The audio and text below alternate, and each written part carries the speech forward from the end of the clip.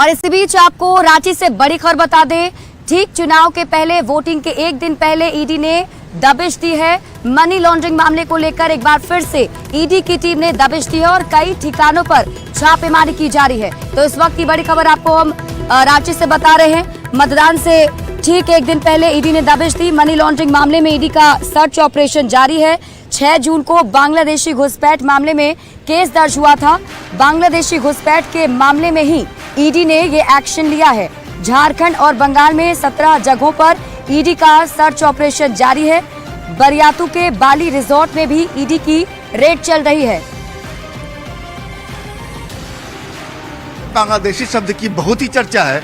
राजनीति की बात हो या फिर ईडी के दबिश की, लगातार सुर्खियां बटोर रही है। इस समय राजधानी रांची समेत बांग्लादेश की बात करें तो 17 ठिकानों पर एक साथ ईडी की दबिश चल रही है। और हम इस समय राजधानी रांची के बरियातू इलाके में हैं, जहां देख सकते हैं कि होटल स्काई लाइन में सुबह 6 बजे से ही ईडी के अधिकारी पहुंचे हुए हैं। लगातार दस्तावेजों को खंगालने की कोशिश है। और आपको बता दें कि पूरा मामला जो है बरियातू थाना क्षेत्र से ही जुड़ा है, जहां कुछ महीने पहले बांग्लादेशी लड़कियों को गिरफ्तार किया गया था।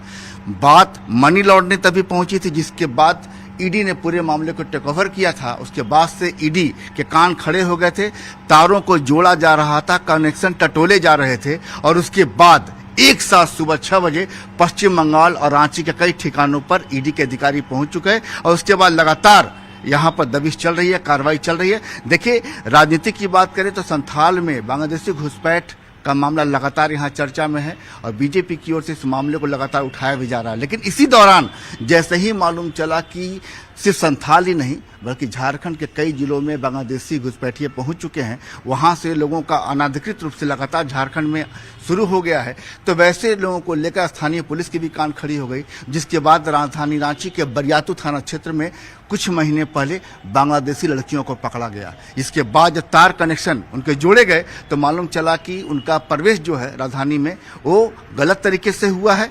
साथ ही मामला मनी लॉन्ड्रिंग से भी जुड़ रहा है। इसके बाद ईडी एक्टिव हो गई। ईडी के एक्टिव होने के बाद जब तमाम कनेक्शन को खंगाला गया तो तार पश्चिम बंगाल से जुड़े हुए नजर आए। उसके बाद सुबह 6 बजे से एक साथ दबिश की गई है और अभी भी सुबह 6 बजे से राजधानी रांची के कई ठिकानों पर ईडी की दबिश चल रही है। अब जांच में क्या कुछ मिलता है, लगातार होटल के कर्मचारियों से भी पूछताछ चल रही है। ऐसे में जब ईडी की दबिश पूरी होगी तो कहानी खुलकर सामने आएगी।